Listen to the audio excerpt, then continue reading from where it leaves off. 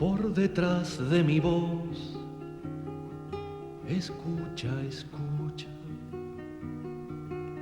otra voz canta. Viene de atrás, de lejos, viene de sepultadas bocas y canta. Dicen que no están muertos, escucha, los escucha, mientras se alza la voz que los recuerda y canta. Escucha, escucha, otra voz canta. Dicen que ahora viven en tu mirada, sosténlos con tus ojos, con tus palabras. Bienvenidas, bienvenidos. Esto es Haciendo Memoria, el programa de Crisol, la Asociación de las Expresas y Expresos Políticos del Uruguay. Nos pueden ver en nuestro canal de YouTube hoy viernes a las 12 del mediodía en @Asociación Crisol. Nos buscan y van a ver que nos encuentran. Dan clic a la pantallita y se suman a esta gran comunidad que estamos formando para informar más y mejor. Nos están viendo también y escuchando por frecuencia 808 de Salinas, los viernes a las 23, los domingos a las 10 de la mañana, un horario ideal para prender la cantora y armarse el mate. La Zurda, tu radio compañera, los viernes a las 15 y las 23 horas, los domingos a las 15 horas después de almorzar. También se tira a dormir la siesta y nos escucha. Por el portal de APU, de la Asociación de la Prensa del Uruguay, la Asociación de la Prensa Uruguaya, que nos permite grabar en este estudio precioso con tecnología de primera, por la red de radios comunitarias del Uruguay y también por emisoras de radio y televisión de la red uruguaya de medios alternativos. En la técnica, Ezequiel Reboiras, José Olivera, Jorge Daniel Díaz, Agustín Bérgolo y Henry Durán son los que hacen que todo salga como debe salir. Hoy en la conducción quien les habla, Fernanda Cabrera. Y para comunicarse con nosotros, ustedes saben que nosotros tenemos el teléfono mensajero.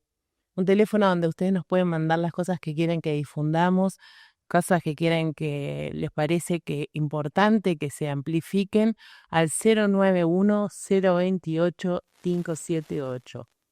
091-028-578.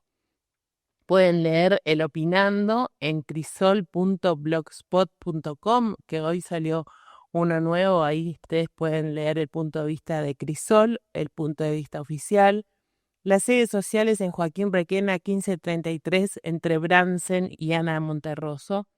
Y bueno, les decimos que tenemos un gran invitado hoy y nada más ni nada menos que es Wilder Tyler, integrante de la comisión directiva de la Institución Nacional de Derechos Humanos y Defensoría del Pueblo. Buenas tardes, buenos días, buenas noches, según la hora que nos estén escuchando. Wilder, ¿cómo estás? Muy bien, gracias por invitarme. Hay algo que hacemos habitualmente, que yo puedo decir un montón de cosas de usted que tengo acá anotadas, pero me gustaría que usted me dijera quién es Wilder Tyler. Bueno, yo soy uruguayo, abogado y activista de derechos humanos.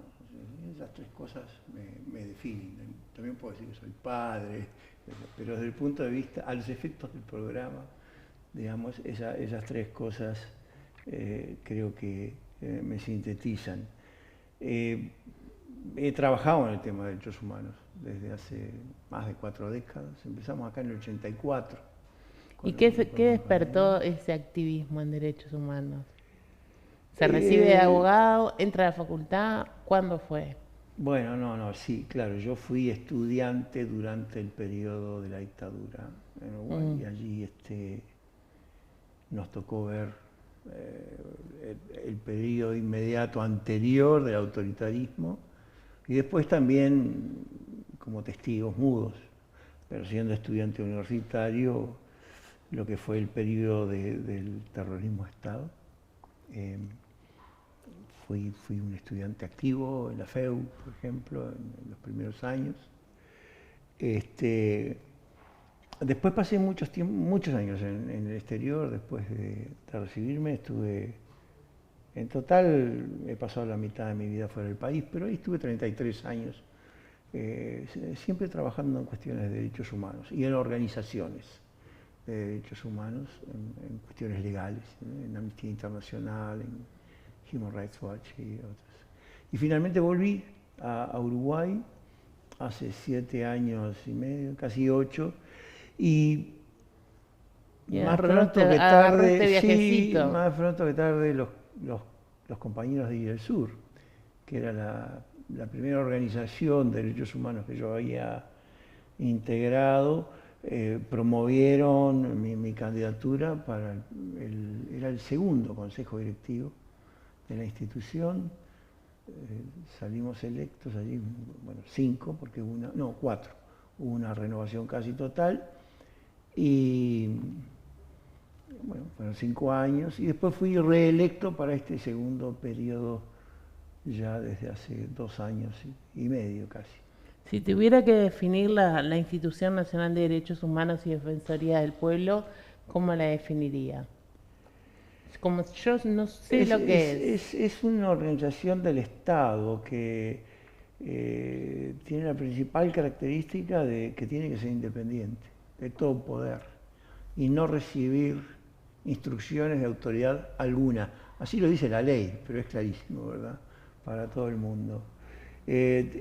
Su función es la de promover los derechos humanos, es decir, hacerlos conocer, difundir el concepto de derechos humanos, pero fundamentalmente defender a los derechos humanos. Y defender a los derechos humanos quiere decir abordarlos de una manera en que la persona, la víctima, está siempre en el centro de la preocupación. O sea, usted tiene que mirar este tema desde la posición de aquel cuyos derechos son o pueden ser vulnerados. Ahí aparece el concepto de defensa. La institución debe interponerse entre la arbitrariedad del poder del Estado y la persona que, así vista, solita, o incluso a veces organizada, está en condiciones de vulnerabilidad frente a lo que es todo ese poder organizado, que es el Estado. Hoy está compuesta la directiva por 5 miembros, hoy y desde el 2012 que se ha puesto en funcionamiento Sí. la institución, que se renuevan de una forma particular. ¿Cómo es? Se renuevan juntos. Lo que pasa es que hay una rotación en la presidencia de la institución, que es una rotación anual. O sea, el presidente, yo diría, es presidente de turno, si se quiere, que igual tiene la función de representar a la institución durante ese periodo y tiene atribuciones de gestión, desde que arma el orden del día del consejo directivo, pero en el cotidiano tiene una función de gestión que debe cumplir. Sí, es una particularidad esto de la presidencia rotativa, digamos, o de turno, que claro, que a veces lleva ciertas incoherencias desde el punto de vista del estilo de gestión y de representación, ¿verdad? Pero bueno, es lo que dice la ley y por el momento tenemos que vivir con eso. Y otra particularidad es que se renueva a mitad de gobierno. Nosotros acabamos de tener elecciones nacionales y ustedes están en la mitad de su mandato. Sí, es una particularidad muy positiva desde el punto de vista de la institución, que tiene que ser no solo independiente, sino imparcial, tiene diseñado su periodo de gestión para sobreponerse con 2 gobiernos diferentes. De modo que si son gobiernos de distintos signos, le toca trabajar con gobiernos de distintos signos. Ahí es donde se testea, donde se pone a prueba la imparcialidad y la independencia de la institución verdaderamente. ¿Hoy quiénes son sus compañeros? Bueno, está Marcos Israel, que fue el primer presidente. Está Bernardo Leñani, Carmen Rodríguez, que es la actual presidenta. Tenemos un grupo interesante, diverso políticamente. Jimena Fernández también está. Un grupo plural, diría yo. Yo soy el único que quedó del periodo anterior. ¿Cómo son electos? Son electos siempre por el Parlamento, Hay un debate y lo fue planteado en esta última elección respecto de cuál es el rol que los partidos políticos juegan en la proposición de candidatos. En mi caso yo fui propuesto por organizaciones de la sociedad civil. De los otros 4 colegas del Consejo Directivo, que hubo algunos sobre los que concurrieron alguna organización de la sociedad civil, pero fueron mayoritariamente los partidos políticos que los respaldaron. Y eso, bueno, generó una reacción muy importante de una serie de organismos de la sociedad civil, muchos de los cuales incluso son parte de la institución, porque la institución afilia organizaciones de la sociedad civil, que cuestionaron esto tanto a nivel público como a nivel judicial, en el Tribunal de lo Contencioso Administrativo, que no les dio la razón. Pero aún así, ese debate sobre cuál es el rol que los partidos políticos deben jugar en proponer a los miembros del Consejo Directivo, yo creo que quedó planteado y va a ser planteado nuevamente cuando se renueve el Consejo. Wilder, cada uno de los integrantes elige el tema que se va a especializar o el tema que va a tratar con más profundidad o el tema que va a tener a cargo, o cómo es que lo reparten. Bueno, hay una negociación allí, digamos, que hay algunos que están interesados en más de un tema, hay otros que por sus antecedentes de trabajo o de interés académico o profesional prefieren otros temas. Entonces, alguien puede decir, bueno, yo estoy mucho más interesado en el tema de salud mental, y otros pueden decir, a mí me interesa más el área de denuncias. En mi caso en particular, yo planteé que quería seguir trabajando en el tema de la búsqueda de los detenidos desaparecidos, porque es un tema al que me siento muy ligado y con el que me siento comprometido. Y otras áreas que yo cumplí anteriormente, como era el Mecanismo Nacional de Prevención, que es el órgano de control de cárceles, lugares de chicos que están en conflicto con la ley, el sistema de protección del INAU, centros de salud mental, etc. Eso lo tomó otra persona, lo tomó Jimena Fernández en este caso. De todos modos, con la búsqueda de los detenidos desaparecidos y lo que es la gestión regular de la institución, estoy bastante ocupado. Me imagino, hace muy poco tiempo tuvimos la noticia de que encontraron los restos de Arigón y bueno, vimos al equipo forense, no, el equipo de antropología forense muy activo, pero también los vimos que los llamaron en el encuentro de restos óseos en el buceo, que también estuvieron allí. ¿Eso cómo lo vincula? El grupo de investigación de antropología forense es una organización de origen universitario, porque vienen de la Facultad de Ciencias, que precede a la Institución Nacional de Derechos Humanos y son los pioneros en la búsqueda de los detenidos desaparecidos en Uruguay. Siempre han estado involucrados. Desde que la ley le dio a la Institución Nacional el cometido de la búsqueda de los detenidos desaparecidos, el grupo de investigación en antropología forense se convirtió en el equipo de antropólogos de la Institución Nacional de Derechos Humanos. Ellos aún así mantienen su identidad, y está muy bien que lo hagan, porque son muy necesarios, es muy necesario tener un equipo de académicos, pero también personas que practican, ¿verdad?, la antropología forense en el país, y no solo para la búsqueda de los detenidos desaparecidos.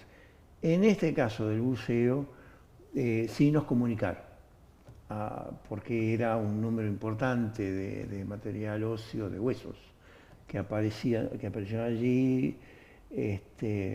Entonces se dio cuenta a Fiscalía, pero también a la Fiscalía de Crímenes de Lesa Humanidad, y bueno, ellos hicieron un informe después, que fue presentado al Consejo Directivo de la institución, donde se descartaba, por una cantidad de razones técnicas además, la posibilidad de que esos restos fueran relevantes para el periodo histórico que investiga la institución, que es durante el periodo del autoritarismo, digamos, y después el periodo del terrorismo de Estado hasta 1985.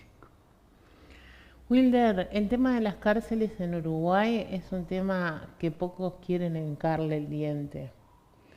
Los que lo vemos de afuera y nos interesa un poco el tema, vemos que es una superpoblación, que hay una situación de hacinamiento, que hay muchas cosas que preocupan. Otras personas quieren seguir encarcelando gente, pero ¿cómo es tratar esos temas, agarrar esos temas bien calientes?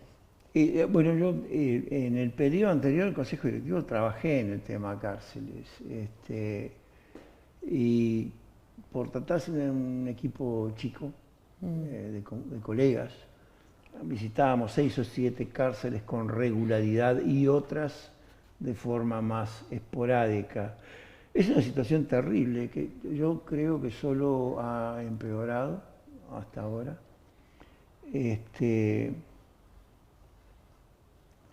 Puede ser que por allí aparezca a veces en la televisión eventos, acontecimientos e inauguraciones que tienen que ser leídos como buenas noticias, pero la gran mayoría de los eventos que allí ocurren son malas noticias.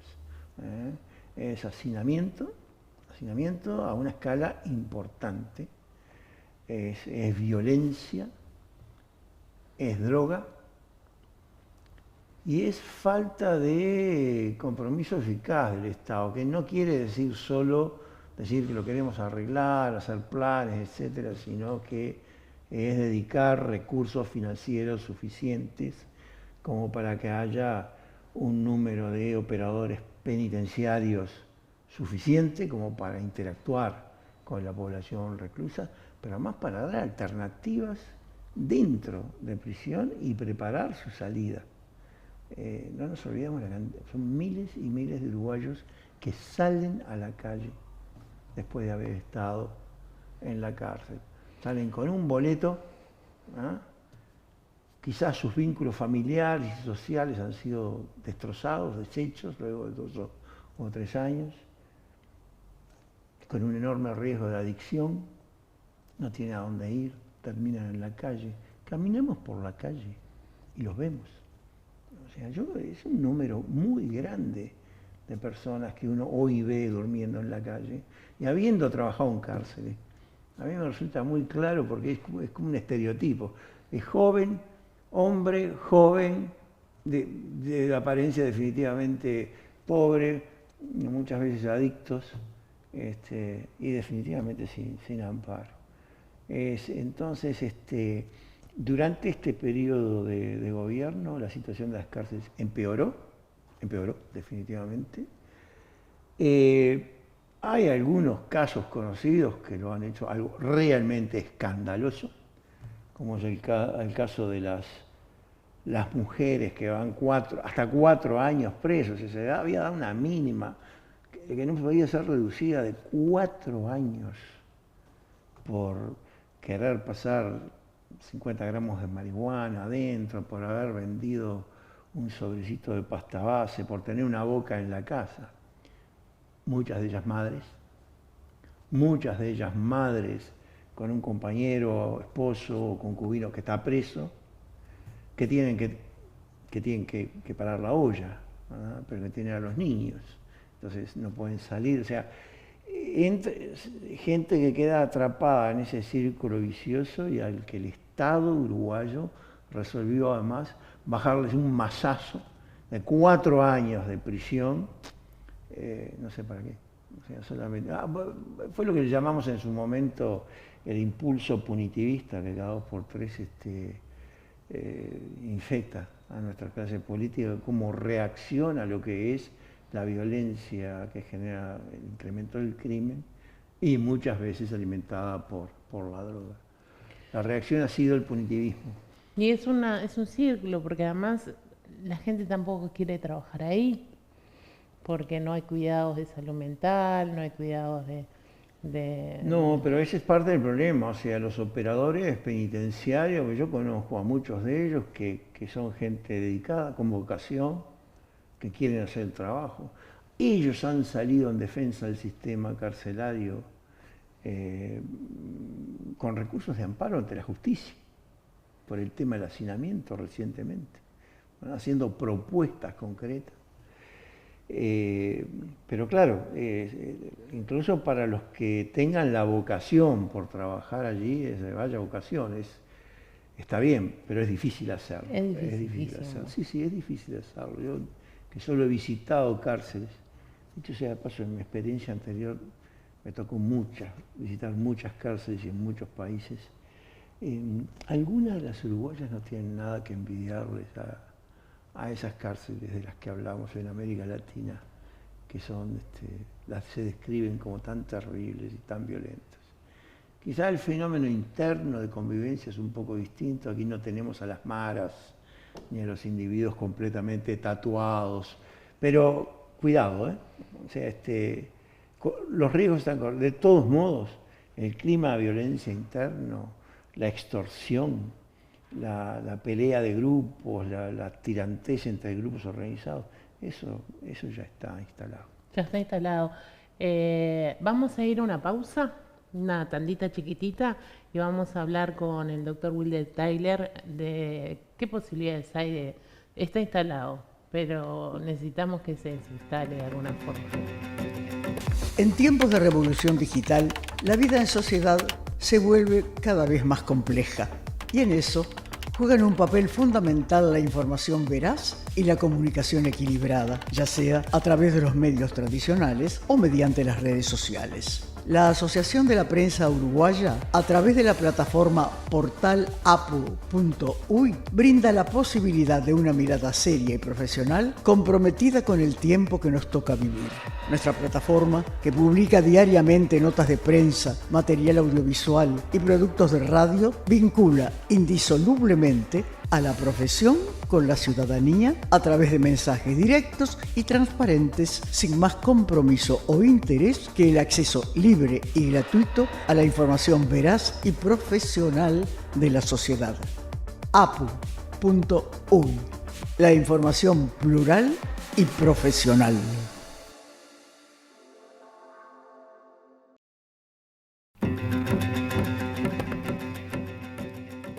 Seguimos adelante en Haciendo Memoria, el programa de Crisol de la Asociación de Expresas y Expresos Políticos con el doctor Wilder Tyler. Estábamos hablando de las cárceles y de que hay fenómenos que ya están instalados en nuestra sociedad y en nuestras cárceles, por supuesto. ¿Qué formas hay de buscar soluciones a todo esto? Porque ya vimos que poner más gente en las cárceles no funciona. Abrir más cárceles para tener la misma situación tampoco va a funcionar. Nos lo demuestra la vida misma. ¿Usted qué piensa de esto? Bueno, creo que tiene que haber menos gente en las cárceles. El problema es en qué condiciones están afuera de la cárcel, porque de pronto es gente que necesita que haya un seguimiento en función de las conductas o los delitos que hayan cometido. Así que, pero seguir hacinando las cárceles o metiendo ¿Y con la gente DINALI presa, qué pasa? Y bueno, algo, a ver, es un hermoso proyecto, pero hay que invertir recursos, muchos recursos, para tener a la gente fuera de las cárceles y para que las personas que han sido liberados, o sea, puedan reencauzar su vida. Sin embargo, yo no tengo en este momento la cifra exacta de lo que cuesta un preso por año, pero es muchísima plata. Tener a alguien detrás de las rejas para que siga en contacto con el delito, para que perfeccione sus técnicas delictivas, para que acumule resentimiento contra la sociedad, eso cuesta carísimo. Una reconversión de esos recursos, más una inyección importante de recursos. Solucionar el tema de cárceles en Uruguay cuesta plata, lleva tiempo y necesita dedicación de técnicos preparados para eso.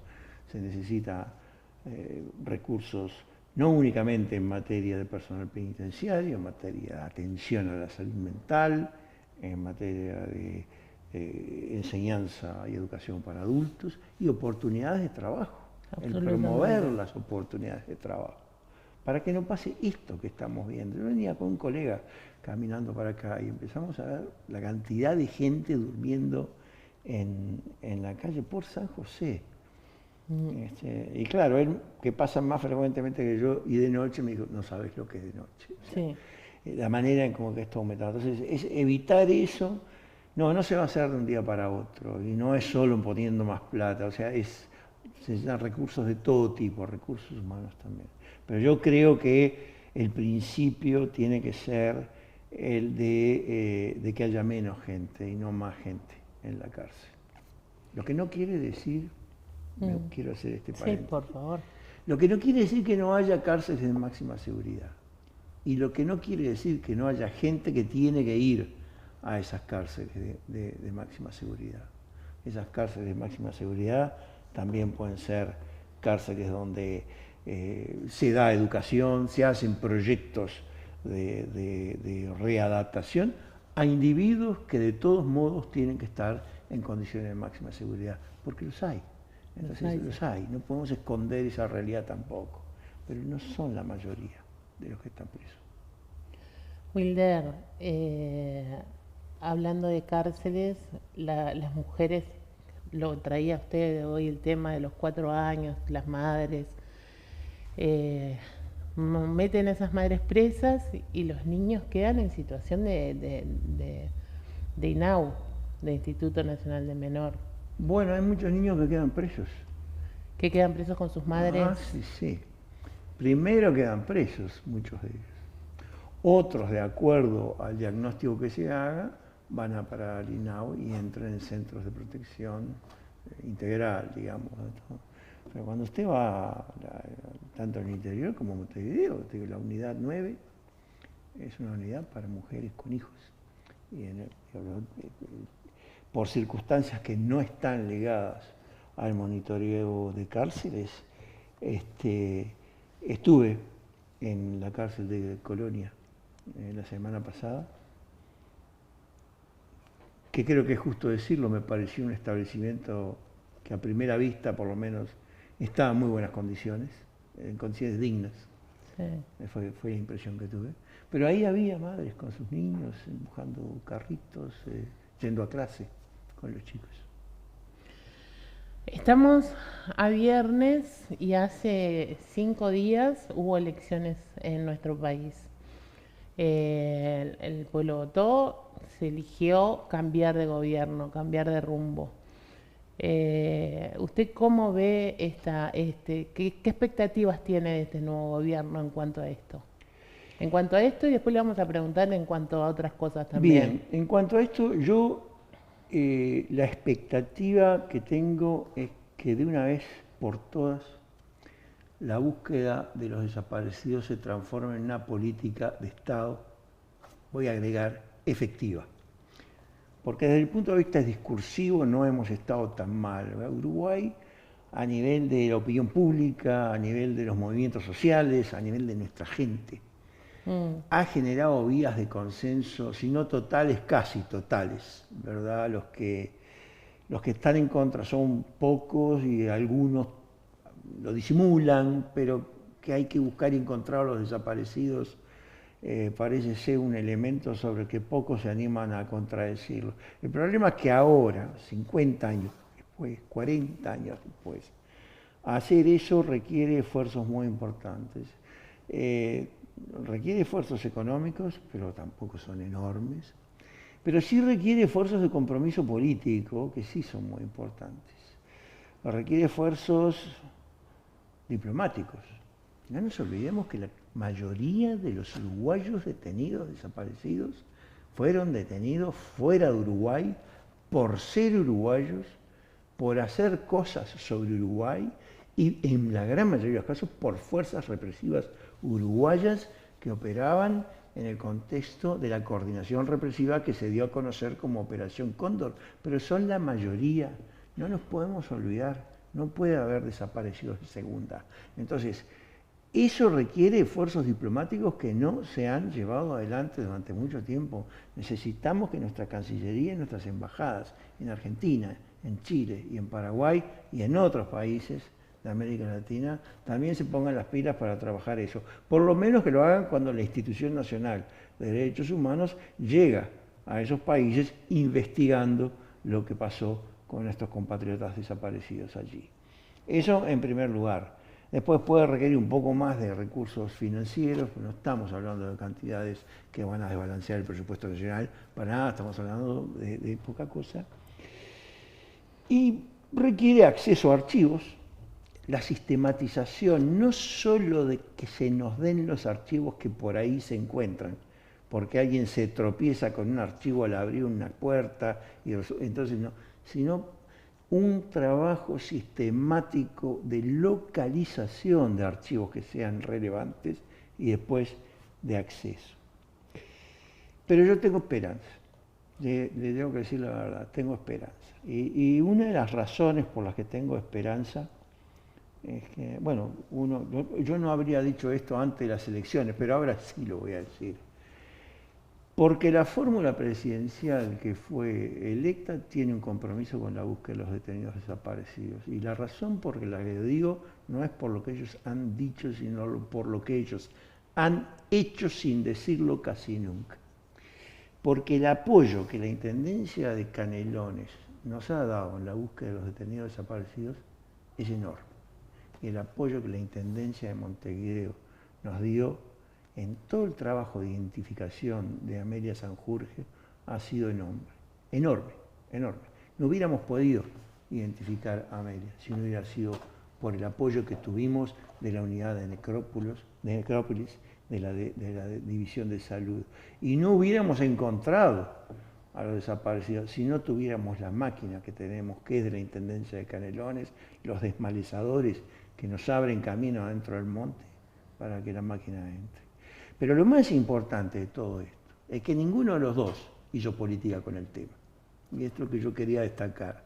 Entonces, para mí, sí, no tengo ningún empacho, porque no es politización, es dato que puedo salir a comprobar que es un compromiso que es cierto, que ha sido sostenido y además que no ha sido partidizado. Entonces, para mí eso son buenas noticias. Ahora vamos a exigirles más, porque son el Estado y nos tienen que dar más. Queremos política de Estado sobre archivos, queremos más investigadores, más máquinas, pero ya estoy diciendo, no estoy hablando de cantidades enormes.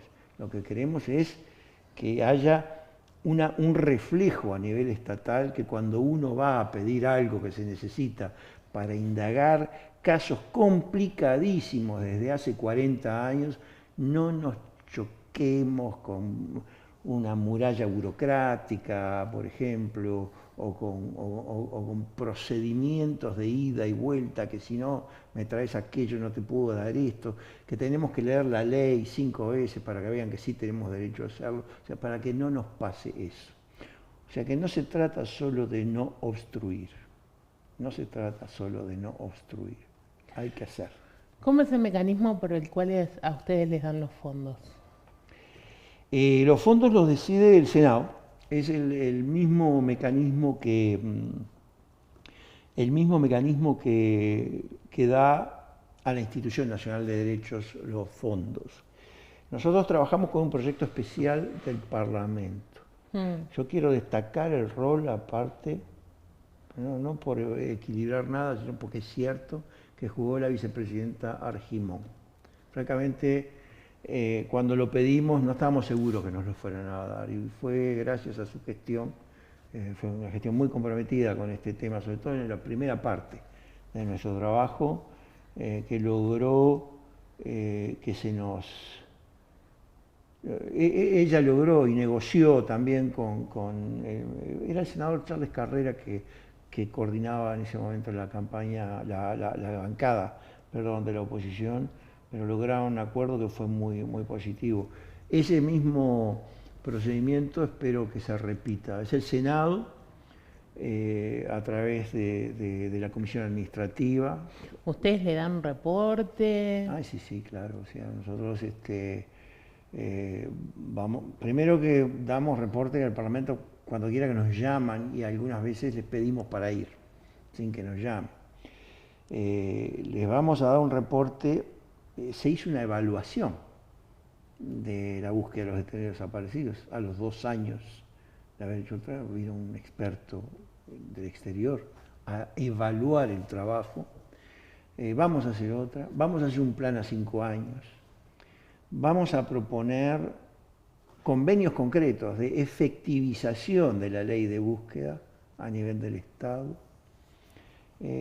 Tenemos una cantidad de planes, nosotros estamos trabajando a todo vapor en el equipo en estos días precisamente. Ya venimos desde antes, ¿no? Porque cualquiera que fuera el gobierno le íbamos a proponer esto, de todos modos, a cualquiera que fuera el gobierno.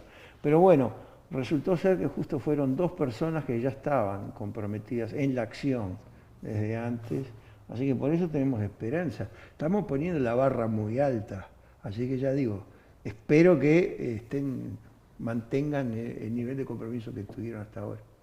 Ojalá que sí, Wilder. El GIAF ha hecho un trabajo muy minucioso. Usted nombraba las máquinas y los montes, porque uno cuando ve en la tele, que siempre cuando se encuentra algo, por lo general, que los ve con un pincelito y con un área delimitada y con cuadraditos bien perfectos, pero cuando ustedes entran no es así. No, el trabajo de búsqueda, o sea, el GIAF es muy conocido porque se asocia a la máquina, ¿verdad? Y al trabajo científico brutal que hacen. Y además, a entrar ahí a las 7 de la mañana, en invierno y en verano, y estar allí a mediodía cuando cae el rayo del sol. Pero hay más, la búsqueda más que eso. La búsqueda, aparte del cotidiano, ¿verdad? En el que no están sacando fotos y ellos están trabajando todos los días, midiendo la trinchera, viendo qué hay en la tierra, viendo si existe algún vestigio, encontrando un hueso que no es humano. Pasa a cada rato. Pero además de eso hay un equipo de investigadores. Hay un equipo de investigadores que sale a buscar testigos, que revisa documentos, que trata de encontrar el personal militar de aquella época, y son los que tienen que persuadirlos de romper el pacto de silencio. Son los que van a buscar a los familiares del personal militar de aquella época, a ver si tienen un pedacito de información que nos pueden dar. Son los que reciben a las familias que dicen: yo denuncié muchas veces la desaparición, pero a mí nunca, el mío no está en la lista. Quiero que lo investiguen, y le da a usted una serie de elementos por lo que usted dice, pero acá podría haber otro. Hay 197 detenidos desaparecidos oficialmente por madres y familiares, pero ¿ustedes tienen más denuncias? Sí, tenemos docenas más de denuncias. Es una cosa que la hemos hablado con familiares muchas veces, están en investigación. Nosotros recibimos en total, yo te diría en estos últimos años, quizá unas 130, 135 denuncias más. Hemos descartado más de 40 que concluimos que no correspondían. A veces porque encontramos una partida de función en el extranjero. Era alguien que en realidad había cortado su vida, digamos, en su relacionamiento con Uruguay, o que se había quedado sin familia acá, y apareció un primo lejano tiempo después que quiso recuperar esa relación, que no estaban en la lista de los 197. Y hay otros casos que están a estudio, pero a estudio en profundidad, en investigación, tanto dentro como fuera de Uruguay. Y en Uruguay, si eran pobres, de norte o de frontera, y mujeres, mucho peor, mucho peor. Entonces ahí hay casos. La cuestión de las mujeres la digo porque pueden haber sido víctimas o pueden haber sido el familiar o la familiar que se quedó a cargo en el medio de la dictadura con 3 chiquilines chicos y fue 10 veces a la comisaría, después la metieron presa, te estoy hablando de un caso real, la tuvieron un mes y resolvió no seguir buscando, porque los niños que tenían 3, 4 y 5 años, 6 años, necesitaban atención. Te estoy hablando de gente pobre, que no tenían recursos conocidos. Imagínate esto en Artigas, por ejemplo, o en 33, o en... Bueno, esa gente un momento que no denunció más, Pero después vieron que la cosa se mueve, que hay un equipo que llama, se les acercan colectivos, los colectivos son muy importantes en todo el país, los colectivos de memoria, los que ustedes promueven acá en Crisol mismo, conocen a alguien que les dice que viene, y ahora han llegado más. Pero además había una cantidad bastante grande de casos que habían quedado de la Comisión de la Memoria del año 2000, que decían a estudio, este caso podría ser un detenido desaparecido, pero no da el tiempo del mandato de la comisión. Y la verdad es que raramente fueron estudiados. Hubo algunos, sé que hay casos que sí fueron investigados, pero hubo muchos otros que no. Francamente yo me saco el sombrero por los investigadores de esa época, porque lo hicieron bien, pero una investigación de carácter proactiva, sistemática, tanto a nivel del repositorio de documentos como del repositorio testimonial, yo creo que no se había encarado de esta manera por muchos años y por suerte lo tenemos ahora en la institución. Todos tenemos que mejorar todo, pero yo nunca estoy conforme en este tema, no se puede, pero bueno, estoy tranquilo de que trabajo con un grupo de profesionales, antropólogos, investigadores y abogados que son de la más alta capacidad técnica, la envidia de cualquier equipo de investigación que pueda haber en nuestra región. Qué impresionante, Wilder. Cuántas cosas que no conocemos, ¿verdad? Que pasan en nuestro país, que pasan a nuestro alrededor y que nosotros, los investigadores, yo lo desconocía.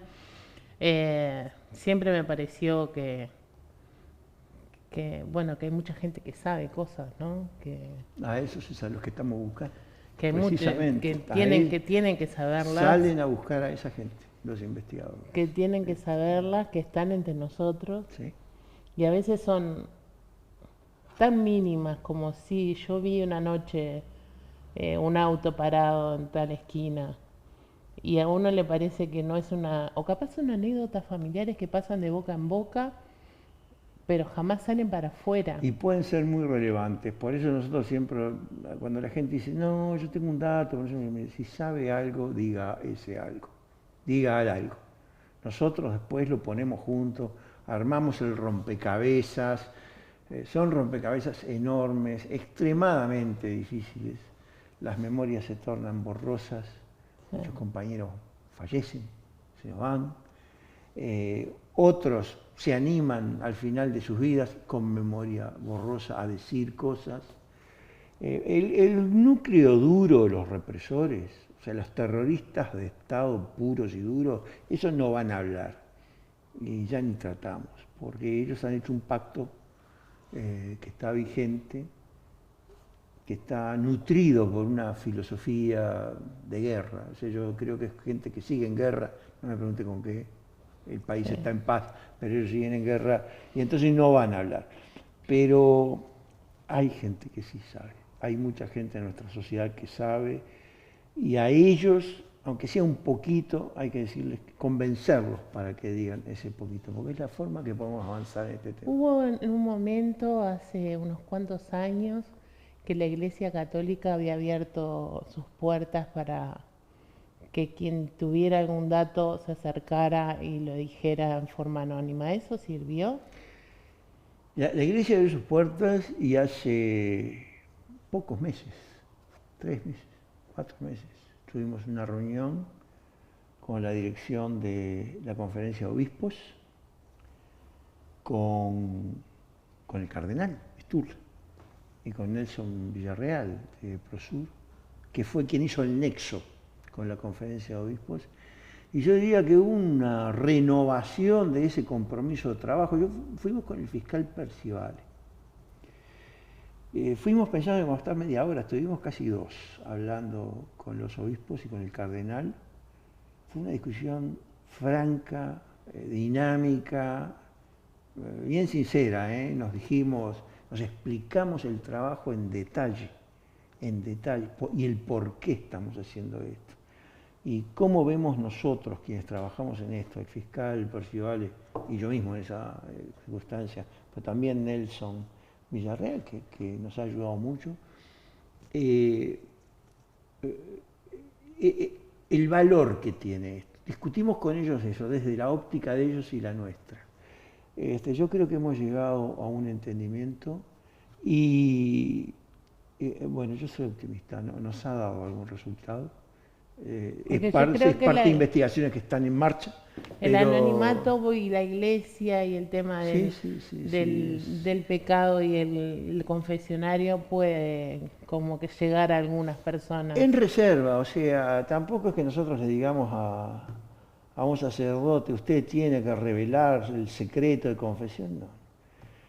Lo que le decimos es, mire, si usted tiene un dato que lo recibe en reserva, en la institución vamos a guardar la reserva, porque es lo que hacemos, o sea, en los años que ya llevamos en esto, a nosotros no se nos ha filtrado el nombre de un testigo, y hay mucho, y toco madera, que no nos vaya a pasar, o sea, porque no lo queremos hacer, tenemos una obligación profesional y legal hacia esa gente, pero... No, la idea es, yo creo que hubo una enorme receptividad, lo digo sinceramente, hubo muy buena receptividad por parte de los dos obispos con los que conversamos y el cardenal, hablar de esto, y ellos se pronunciaron, como conferencia de obispos después. Bueno, ojalá se siga adelante, ojalá se obtengan más fondos, ojalá, como usted dice, este nuevo gobierno dé esos pasos hacia adelante para tener más chances, ¿verdad? Porque hay que cerrar ojalá muchas sí, cosas. Yo comparto el ojalá, pero además es el compromiso de las nuevas autoridades, ¿no? O sea, hay que reconfirmar esto, por eso yo soy optimista porque sé que el compromiso está ahí, pero para resumirlo, tenemos que levantar la apuesta, ir al próximo paso lógico, hagamos efectiva toda esa voluntad a todo nivel del Estado. Y no nos olvidemos de los uruguayos desaparecidos en el exterior. Eso es importantísimo. Hablamos de memoria, Wilder. Naciendo Memoria, el programa de Crisol, es importantísimo para nosotros mantenerla viva. Este es el último libro editado por Crisol, coordinado por Nidia López y Waldemar Taroco, Crónica de los Años Duros, 1968-1985, y se lo queremos dar. Muchísimas gracias. Conozco los anteriores volúmenes, así que los pueden encontrar en mucho. Crisol, los anteriores. Capaz hay alguno agotado, pero vamos a ver si convencemos al presidente de que se vuelvan a editar. Y bueno, este es el último, con las muchachas de Abril en la tapa y atrás los fusilados de Soca. Y una cantidad de cuentos y anécdotas y recuerdos que llenan el libro de historias y de memoria. Bueno, muchísimas gracias por haberme invitado hoy y muchas gracias por este libro. No, por favor, para nosotros es un placer. Tenemos algunos avisos para pasar. El asado anual de fin de año de Crisol del 2024 va a ser en el Parque de la Nación Charrúa, en el lugar de siempre, el sábado 7 de diciembre de 11 a 15 horas con precios súper crisoleros. Ustedes saben que llaman al 099-408-655 o nos mandan algún mensaje al 091-028-578 y les informamos un poquito más cómo viene la cosa. También tenemos otra información para pasarles, que la tenemos aquí, que son el homenaje a los 50 años de los fusilados de Soca, que será el sábado 14 de diciembre, hecho por la Comisión por la Memoria de los Fusilados de Soca, a la hora 11 en la ruta 70, Camino de los Fusilados, a 300 metros de ruta 9, Capilla Chela. Exponen Gastón Grisoni, presidente de Crisol, Marcelo Metediera, intendente de Canelones, Carlos Garola, director de Derechos Humanos del Gobierno de Canelones, Camila por la Comisión de la Memoria de los Fusilados de Soca, Victoria Montenegro, presidenta de la Comisión de Derechos Humanos, Garantías y Antidiscriminación de la Legislatura de la Ciudad Autónoma de Buenos Aires. Va a haber un cierre artístico con Rubén Olivera, apoyan Crisol y Gobierno de Canelones. Y bueno, nosotros nos vamos despidiendo hasta la próxima semana con Haciendo Memoria, el programa de Crisol. Como decimos siempre, por verdad, memoria, justicia y nunca más terrorismo de Estado, Crisol está más que nunca en lucha para que los más infelices sean los más privilegiados. Gracias por estar ahí.